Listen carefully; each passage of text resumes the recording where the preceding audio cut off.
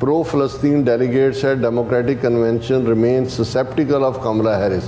उन्होंने कहा भी ये बाइडन वांग इन्हें भी कुछ नहीं करना है. So they welcomed the news of President Joe Biden dropping out of the race on July 21st. They have met Mrs. Harris' subsequent assertion with caution and skepticism.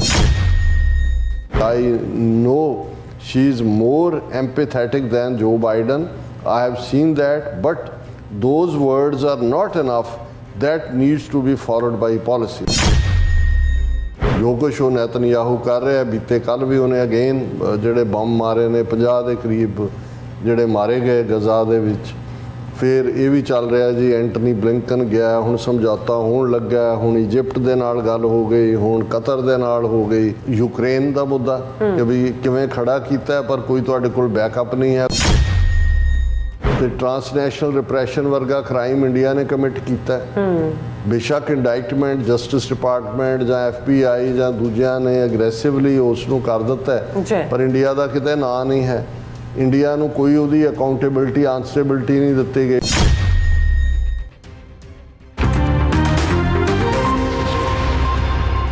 ਦਰਸ਼ਕੋ, break ਤੋਂ ਬਾਅਦ ਤੁਹਾਡਾ ਸਭ ਦਾ ਭਰਪੂਰ ਸਵਾਗਤ ਹੈ. ਸੋ ਇਸ ਗੱਲਬਾਤ ਕਰਨ ਜਾ ਰਹੇ ਹਾਂ ਕਿ ਸ਼ਿਕਾਗੋ ਵਿੱਚ ਡੈਮੋਕ੍ਰੈਟਿਕ ਪਾਰਟੀ ਦੀ ਕਨਵੈਨਸ਼ਨ, ਜਿਸ ਵਿੱਚ ਕਮਲਾ ਹੈਰਿਸ ਨੂੰ ਪ੍ਰਧਾਨਗੀ ਲਈ ਨੋਮੀਨੇਟ ਕੀਤਾ ਗਿਆ, ਸਮਾਪਤੀ ਵੱਲ ਵੱਧ ਰਹੀ ਹੈ. ਇਸ ਕਨਵੈਨਸ਼ਨ ਵਿੱਚ ਫਲਸਤੀਨ ਮੁੱਦੇ ਤੇ ਡੈਲੀਗੇਟਸ ਨੂੰ ਬੋਲਣ ਨਹੀਂ ਦਿੱਤਾ ਗਿਆ ਔਰ ਪ੍ਰੈਜ਼ੀਡੈਂਟ ਬਾਈਡਨ ਦੀ ਵਿਦੇਸ਼ ਨੀਤੀ ਪੂਰੀ ਤਰ੍ਹਾਂ ਫੇਲ ਹੋ ਰਹੀ ਹੈ ਅਤੇ ਉਹ ਗਜ਼ਾ ਅਤੇ ਯੂਕਰੇਨ ਨੂੰ ਬਲਦੀ ਦੇ ਬੂਥੇ ਵਿੱਚ ਧੱਕ ਕੇ ਰੁਖਸਤ ਹੋਇਆ ਹੈ. ਸੋ ਭਾਰਤ ਨੂੰ ਵੀ ਟਰਾਂਸਨੈਸ਼ਨਲ ਰਿਪਰੈਸ਼ਨ ਲਈ ਅਤੇ ਦੋਗਲੀ ਪਹੁੰਚ ਲਈ ਕੋਈ ਸਜ਼ਾ ਯਾਫਤਾ ਨਹੀਂ ਕੀਤਾ ਗਿਆ. ਸੋ ਇਸ ਬਾਰੇ ਆਪਾਂ ਗੱਲਬਾਤ ਕਰਨ ਜਾ ਰਹੇ ਹਾਂ.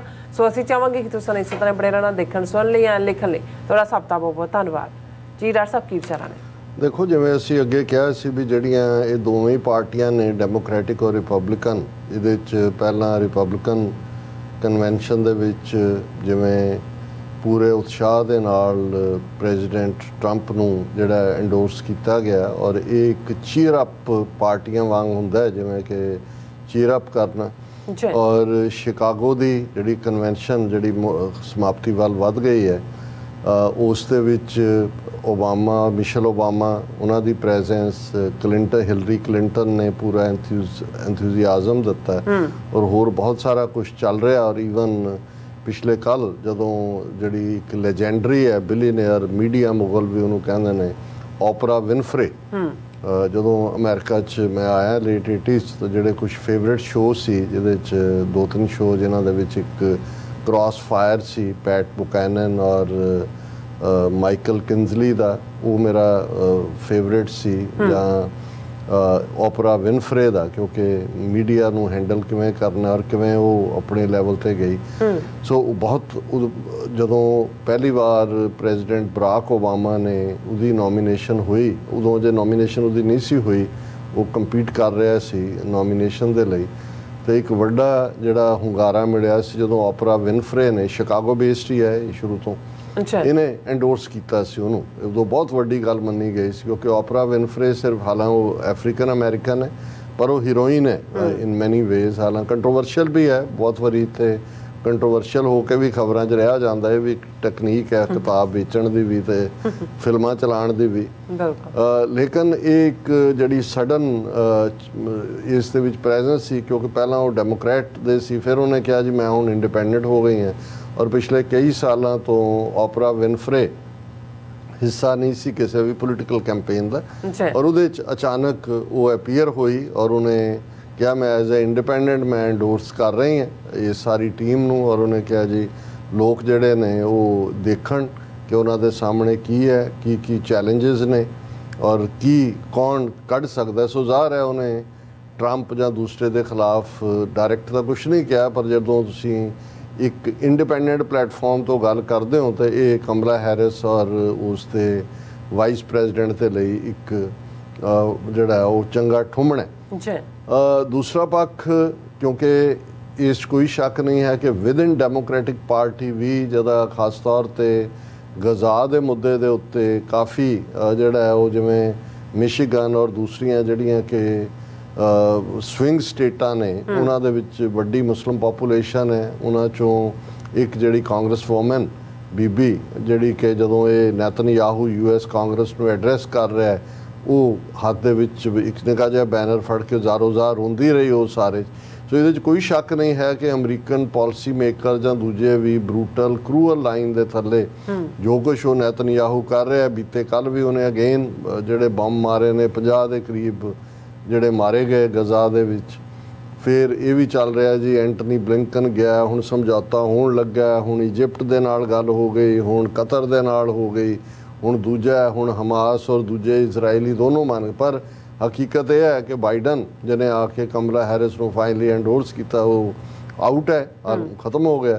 ਲੇਕਿਨ ਈਵਨ ਇਹਦੇ ਬਾਵਜੂਦ ਕਿ ਜਿਸ ਲੈਵਲ ਦੀ ਤਬਾਹੀ ਜਿਹੜੀ ਆ ਇਜ਼ਰਾਈਲ ਨੇ ਕੀਤੀ ਹੈ, ਕਿੰਨੇ ਹੁਣ ਤਾਂ ਲੱਖ ਦੇ ਨੇੜੇ ਤੇੜੇ ਕਿਲਿੰਗਸ ਹੋਣਗੀਆਂ, ਕਿੰਨੇ ਲੱਖ ਜਿਹੜੇ ਨੇ ਬੇਘਰੇ ਨੇ, ਲੇਕਿਨ ਉਸ ਦੇ ਉੱਤੇ ਪ੍ਰਵੇਲ ਨਹੀਂ ਕਰ ਸਕੇ ਕਿ ਭਾਈ ਉਸ ਨੂੰ ਉਹ ਇੱਕ ਟੈਂਪਰੇਰੀ ਸੀਜ਼ ਫਾਇਰ ਲਈ ਤਿਆਰ ਕਰਨ।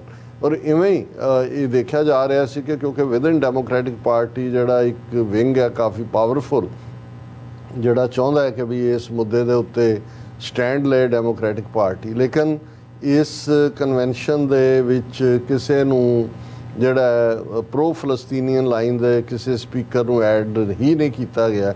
ਔਰ ਇਹੀ ਕਾਰਨ ਸੀ ਕਿ ਉਹਨਾਂ ਦੇ 50 ਦੇ ਕਰੀਬ ਜਿਹੜੇ ਡੈਲੀਗੇਟ ਨੇ ਉਹਨਾਂ ਨੇ ਆਪਣਾ ਅੱਡ ਮਜਮਾ ਵੀ ਲਾਇਆ। ਔਰ ਇਹਨਾਂ ਦੀ ਖਬਰ ਹੀ ਹੈ, ਪ੍ਰੋ ਫਲਸਤੀਨ delegates at Democratic convention remain sceptical of Kamala Harris. ਉਹਨਾਂ ਨੇ ਕਿਹਾ ਵੀ ਇਹ ਬਾਈਡਨ ਵਾਂਗ ਇਹਨੇ ਵੀ ਕੁਝ ਨਹੀਂ ਕਰਨਾ ਹੈ। The 30 uncommitted movement delegates hail from 8 different US states and claim to represent some 700,000 voters। ਹੁਣ 50 ਦੇ ਕਰੀਬ ਡੈਲੀਗੇਟ ਡੈਮੋਕ੍ਰੈਟਿਕ ਪਾਰਟੀ ਦੇ ਨੇ, ਜਿਹੜੇ ਆਲਮੋਸਟ ਜਿਹੜੀਆਂ ਨੇ ਅੱਡ ਸਟੇਟਾਂ ਨੂੰ ਰਿਪਰੈਜ਼ੈਂਟ ਕਰਦੇ ਨੇ। 8 ਸਟੇਟਾਂ ਦਾ ਉਹਨਾਂ ਨੇ ਕਿਹਾ, ਤੇ 7 ਲੱਖ ਉਹਨਾਂ ਨੇ ਕਿਹਾ ਵੀ ਅਸੀਂ ਵੋਟਰਸ ਦੀ ਨੁਮਾਇੰਦਗੀ ਕਰਦੇ। ਉਹਨਾਂ ਨੇ ਆਪਣਾ ਅੱਡ ਮਜਮਾ ਲਾਇਆ। ਉਹਨਾਂ ਨੇ ਕਿਹਾ ਜੀ ਅਸੀਂ ਬਿਲਕੁਲ ਕੰਟੈਂਡਡ ਨਹੀਂ ਹੈ ਜੋ ਵੀ ਚੱਲ ਰਿਹਾ। ਔਰ ਇਹ ਜਿਹੜੀਆਂ ਨੇ ਉਹਨਾਂ ਨੇ ਕਿਹਾ ਕਿ though they welcome the news of president Joe Biden dropping out of the race on July 21 they have met Mrs Harris subsequent assertion with caution and scepticism ਕਿ ਬਈ ਸਾਨੂੰ ਇਹਦੇ ਤੇ ਵੀ ਸ਼ੱਕ ਹੈ ਕਿ ਬਈ ਇਹਨੇ ਵੀ ਕੋਈ ਸਟੈਂਡ ਨਹੀਂ ਲੈਣਾ ਹੈ। ਹਾਲਾਂ ਕਿਉਂਕਿ ਜੈਨੋਸਾਈਡਲ ਰਜੀਮ ਹੈ ਇਜ਼ਰਾਈਲ ਦਾ, ਔਰ ਇਸ 'ਚ ਜਿਹੜਾ ਸਾਨੂੰ ਨਹੀਂ ਲੱਗਦਾ ਕਿ ਆਈ ਨੋ she is more empathetic than Joe Biden. I have seen that, but those words are not enough. That needs to be followed by policy. ਉਹਨੇ ਕਿਹਾ ਜੀ ਠੀਕ ਹੈ, ਲਫ਼ਜ਼ਾਂ ਦੇ ਵਿੱਚ ਕਮਲਾ ਹੈਰਿਸ ਰਿਲੇਟਿਵਲੀ ਜ਼ਿਆਦਾ ਵੋਕਲ ਹੈ, ਲੇਕਿਨ ਕੋਈ ਪਾਲਿਸੀ ਚੇਂਜ ਨਹੀਂ ਹੈ ਜਾਂ ਕੋਈ ਲਾਈਨ ਨਹੀਂ ਹੈ। ਜੇ ਉਹਨਾਂ ਨੂੰ ਉੱਥੇ ਰਿਪਰੈਜ਼ੈਂਟੇਸ਼ਨ ਦਾ ਮੌਕਾ ਹੀ ਨਹੀਂ ਦਿੱਤਾ ਗਿਆ ਤੇ ਫਿਰ ਇਸ 'ਚੋਂ ਕੁਛ ਕੱਢਣ ਪਾਉਣ ਵਾਲਾ ਨਹੀਂ ਹੈ। ਔਰ ਜੇ ਅਸੀਂ ਇਹ ਦੇਖੀਏ ਕਿ ਉਹ ਜੋ ਬਾਈਡਨ ਜਿਹੜਾ 35-40 ਸਾਲ ਜਿਹੜਾ ਉਹ ਫੋਰਨ ਰਿਲੇਸ਼ਨਸ ਕਮੇਟੀ ਸੈਨੇਟ ਦੀ ਔਰ ਦੂਸਰੇ ਦਾ ਚੇਅਰਪਰਸਨ ਵੀ ਰਿਹਾ ਲੰਬਾ ਵਕਤ, ਇੰਨੇ ਵਕਤ ਸੈਨੇਟਰ ਰਿਹਾ। ਹੁਣ ਉਹਦੀਆਂ ਜੇ ਤੁਸੀਂ ਫੋਰਨ ਪਾਲਿਸੀ ਦੀਆਂ ਫੇਲਿਅਰਸ ਦੇਖੋ ਕਿ ਵੀ ਈਵਨ ਇਹ ਨਹੀਂ ਕਿ ਵੀ ਹੁਣ ਉਹ ਰੋਂਗ ਸਾਈਡ 'ਤੇ ਖੜਾ ਹੈ। ਜਦੋਂ ਇਰਾਕ ਵਾਰ ਹੋਈ ਹੈ 2002 'ਚ, ਜਦੋਂ ਝੂਠਾ ਵੈਪਨਸ ਆਫ ਮਾਸ ਡਿਸਟਰਕਸ਼ਨ ਦੀ ਕਹਾਣੀ ਜੂਨੀਅਰ ਬੁਸ਼ ਨੇ ਘੜ ਕੇ ਇਰਾਕ 'ਤੇ ਧਾਵਾ ਬੋਲਿਆ, ਉਦੋਂ ਵੀ ਬਾਈਡਨ ਨੇ ਹੱਕ 'ਚ ਵੋਟ ਪਾਈ ਸੀ। ਇਹਦਾ ਮਤਲਬ ਹੈ ਹਾਲਾਂ ਉਦੋਂ ਜਨਰਲ ਪਾਵੈਲ ਜਿਹੜਾ ਉਹ ਇਹਨਾਂ ਦਾ ਸੈਕਟਰੀ ਆਫ ਸਟੇਟ ਸੀ, ਉਹਨੂੰ ਵੀ ਗੁੰਮਰਾਹ ਕੀਤਾ। ਔਰ ਇਹ ਬਾਅਦ ਸਾਹਮਣੇ ਆਇਆ ਕਿ ਵੀ ਯੂਕੇ ਦੇ ਵਿੱਚ ਤਾਂ ਉਹਦੀ ਐਂਟਨੀ ਬਲਿੰਕਨ ਕੀ ਹੈ ਉਹਦਾ ਨਾਂ ਸੀ ਟੋਨੀ, ਉਸ ਦੀ ਐਕਸਪਲੇਨੇਸ਼ਨ ਹੋਈ ਵੀ ਤੂੰ ਕਿਵੇਂ ਗਲਤ ਸਪੋਰਟ ਕੀ, ਕਿਉਂਕਿ ਅੱਖਾਂ ਬੰਦ ਕਰਕੇ ਜੂਨੀਅਰ ਬੁਸ਼ ਦੀ ਸਪੋਰਟ ਕਰਦਾ ਟੋਨੀ ਬਲੇਅਰ। ਔਰ ਇਹ ਵੀ ਬਾਈਡਨ ਨੇ 2002 ਦੇ ਵਿੱਚ ਇਰਾਕ ਤੇ ਹਮਲੇ ਦੇ ਹੱਕ 'ਚ ਵੋਟ ਪਾਈ ਸੀ। ਫਿਰ ਅਸੀਂ ਦੇਖਿਆ ਕਿ ਵੀ ਕਿਵੇਂ ਮੈਸੀ ਢੰਗ ਨਾਲ ਅਫਗਾਨਿਸਤਾਨ 'ਚੋਂ ਜਿਹੜੀ ਅਮਰੀਕਨ ਫੌਜ ਦੀ ਵਿਦਡਰਾਅਲ ਹੋਈ, ਹਾਲਾਂਕਿ ਐਗਰੀਮੈਂਟ ਤਾਂ ਟਰੰਪ ਦੇ ਪੀਰੀਅਡ 'ਚੋਂ ਸੀ, ਉਹਦੀ ਵੱਡੀ ਫੇਲਿਅਰ ਸੀ। ਫਿਰ ਜਿਹੜੀ ਹੈ 1991 ਦੇ ਵਿੱਚ ਜਦੋਂ ਸੀਨੀਅਰ ਬੁਸ਼ ਸੀ, ਗਲਫ ਵਾਰ ਜਦੋਂ ਕਿ ਇਰਾਕ ਨੇ ਕੁਵੈਤ ਦੇ ਉੱਤੇ ਕਬਜ਼ਾ ਕਰ ਰਿਹਾ, ਉਦੋਂ ਬਾਈਡਨ ਅਗੇਂਸਟ ਖੜਾ ਸੀਗਾ।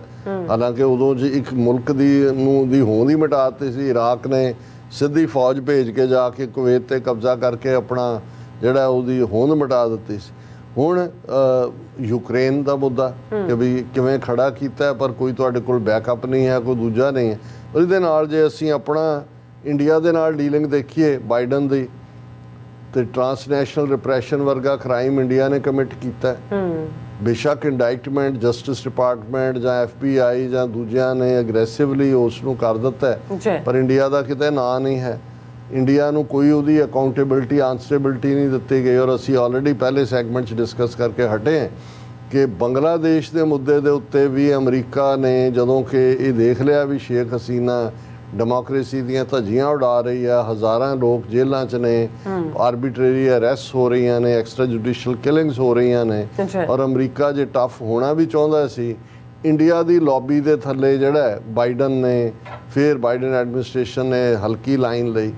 ਔਰ ਇਹਦੇ ਬਾਵਜੂਦ ਕਿ ਇੰਡੀਆ ਨੇ ਟਰਾਂਸਨੈਸ਼ਨਲ ਰਿਪਰੈਸ਼ਨ ਦੀਆਂ ਘਟਨਾਵਾਂ ਅਜੇ ਵੀ ਜਾਰੀ ਨੇ, ਇਹਦੇ ਬਾਵਜੂਦ ਭਾਰਤ ਪ੍ਰਤੀ ਕੋਈ ਪਹੁੰਚ ਨਾ ਲੈਣਾ ਇਹ ਦੱਸਦਾ ਕਿ ਬਾਈਡਨ ਦੀ ਇਹ ਟੋਟਲ ਕਿੰਨੀ ਫੇਲਿਅਰ ਹੈ। ਸੋ ਸਾਡੇ ਲਈ ਹੁਣ ਹਾਲਾਂਕਿ ਸਾਡੇ ਕੁਝ ਵੀਰਾਂ ਨੇ ਪੁੱਛਿਆ ਕਿ ਵੀ ਤੁਸੀਂ ਕਿਹਨੂੰ ਐਂਡੋਰਸ ਕਰਦੇ ਹੋ, ਮੈਂ ਕਿਹਾ ਸਾਡੇ ਲਈ ਤਾਂ ਬਿਟਵੀਨ ਦਾ ਰੌਕ ਐਂਡ ਦਾ ਸੀ ਵਾਲੀ ਲਾਈਨ ਹੈ। ਔਰ ਅੱਜ ਹੀ ਸ਼੍ਰੋਮਣੀ ਅਕਾਲੀ ਦਲ ਅੰਮ੍ਰਿਤਸਰ ਦੇ ਅਮਰੀਕਨ ਪ੍ਰੈਜ਼ੀਡੈਂਟ ਭਾਈ ਬੂਟਾ ਸਿੰਘ ਖੜੌਤ ਨੇ ਸਾਨੂੰ ਮਾਨ ਸਾਹਿਬ ਦੀ ਸਟੇਟਮੈਂਟ ਇੱਕ ਭੇਜੀ ਹੈ, ਜਿਹੜੀ ਇਨਫੈਕਟ ਟ੍ਰਿਬਿਊਨ ਨੇ ਜਿਹੜੀ ਇਹ ਲਾਈ ਸੀ ਪਿਛਲੇ ਦਿਨਾਂ 'ਚ।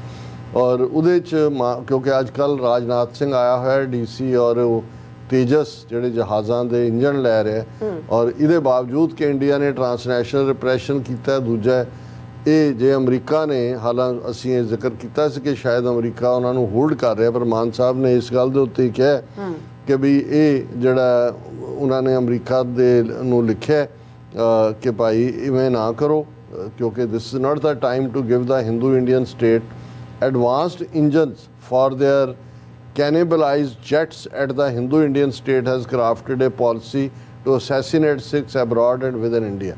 ਕਿ ਜਿਹੜੀ ਇਹਨਾਂ ਦੀ ਨੀਤੀ ਹੈ, ਭਾਰਤ 'ਚ ਵੀ ਸਿੱਖਾਂ ਨੂੰ ਮਾਰ ਰਹੇ ਨੇ, ਬਾਹਰ ਵੀ ਮਾਰਨ ਦੀ, ਪਰ ਇਹ ਤੁਸੀਂ ਇਹਨਾਂ ਨੂੰ ਜਿਹੜੇ ਨੇ ਇਹ ਹਾਈ ਕੁਆਲਿਟੀ ਇਸ ਕਿਸਮ ਦਾ ਨਾ ਦਿਓ। ਉਹਨਾਂ ਨੇ ਕਿਹਾ ਕਿ ਬਈ ਇਹ ਜਿਹੜੀਆਂ ਅਸੈਸੀਨੇਸ਼ਨਸ ਨੇ ਹਰਦੀਪ ਸਿੰਘ ਨਿੱਜਰ ਦੀ, ਰਿਪਦਮਨ ਸਿੰਘ ਮਲਕ ਦੀ, ਸੁਖਦੂਲ ਸਿੰਘ ਦੀ ਕੈਨੇਡਾ 'ਚ, ਅਵਤਾਰ ਸਿੰਘ ਖੰਡਾ ਦੀ UK 'ਚ, ਪਰਮਜੀਤ ਸਿੰਘ ਪੰਜਵਾੜ, ਇਹ ਸਾਰੇ ਜਿਹੜੇ ਨੇ, ਔਰ ਦੀਪ ਸਿੰਘ ਸਿੱਧੂ ਦੀ ਹਰਿਆਣੇ 'ਚ, ਪੰਜਾਬ ਦੇ ਵਿੱਚ ਸੁਖਦੀਪ ਸਿੰਘ ਸਿੱਧੂ ਮੂਸੇਵਾੜਾ, ਔਰ ਇਸੇ ਤਰ੍ਹਾਂ US ਸਿਟੀਜ਼ਨ ਗੁਰਪਤਵੰਤ ਸਿੰਘ ਪੰਨੂ ਦੀ ਜਿਹੜੀ ਮਰਡਰ ਦੀ ਕੋਸ਼ਿਸ਼ ਸੀ ਉਹਨੂੰ ਅਬੋਰਟ ਕੀਤਾ ਤੁਹਾਡੀਆਂ ਏਜੰਸੀਆਂ ਨੇ। ਔਰ ਇਹ ਜਿਹੜਾ ਇਸ ਪਾਲਿਸੀ ਦੇ ਨਾਲ ਹਿੰਦੂ ਇੰਡੀਆ ਨੇ ਕੈਨੇਡਾ, USA, UK ਤੇ ਪਾਕਿਸਤਾਨ ਦੀ ਸੋਵਰਨਟੀ ਨੂੰ ਵਾਇਲੇਟ ਕੀਤਾ ਜਿਹੜੇ ਨੇ, ਔਰ ਸਿੱਖ ਅਨਸੇਫ ਨੇ। ਔਰ ਇਸ ਲਈ ਜਿਹੜਾ in any case whatever weapons the USA gives to the Hindu state will land up in the hands of Russia, as the Russians are past masters in stealing technology from their dearest friends the Hindu। ਉਹਨਾਂ ਨੇ ਪਹਿਲਾਂ ਤਾਂ ਇਹ America ਨੂੰ red flag ਦਿਖਾਇਆ ਕਿ ਜੋ ਤੁਸੀਂ ਇੰਡੀਆ ਨੂੰ ਦੇ ਰਹੇ ਹੋ ਉਹ ਟੈਕਨੋਲੋਜੀ ਰਸ਼ੀਆ ਕੋਲ ਪਹੁੰਚੇਗੀ। ਦੂਸਰਾ ਉਹਨਾਂ ਨੇ ਕਿਹਾ moreover these weapons are usually used against Sikhs as in Operation Blue Star of 1984 and Christians of Manipur, the North East and Chhattisgarh state. ਕਿ ਜਿਵੇਂ ਅੱਜ ਮਨੀਪੁਰ ਔਰ ਛੱਤੀਸਗੜ੍ਹ 'ਚ ਕ੍ਰਿਸਚਨਾਂ ਦੇ ਅਗੇਂਸਟ ਇਹੀ ਵੈਪਨ ਯੂਜ਼ ਹੋ ਰਹੇ ਨੇ। ਜੂਨ 84 'ਚ ਦਰਬਾਰ ਸਾਹਿਬ 'ਤੇ ਹਮਲੇ ਵੇਲੇ ਸਿੱਖਾਂ ਦੇ ਖਿਲਾਫ ਹੋਏ। ਤੇ ਇਹ ਜਿਹੜੀ this theocratic Hindu Indian state is in the habit of running with the hare and hunting with the hounds, but we should not let this happen too frequently. ਕਿ ਵੀ ਇਹ ਜਿਹੜੇ ਨੇ ਇਹਨਾਂ ਦੀ ਨੀਤੀ ਦੋਗਲੀ ਹੈ ਕਿ ਭਾਈ ਇਹ ਕੀ ਕਰਦੇ ਨੇ।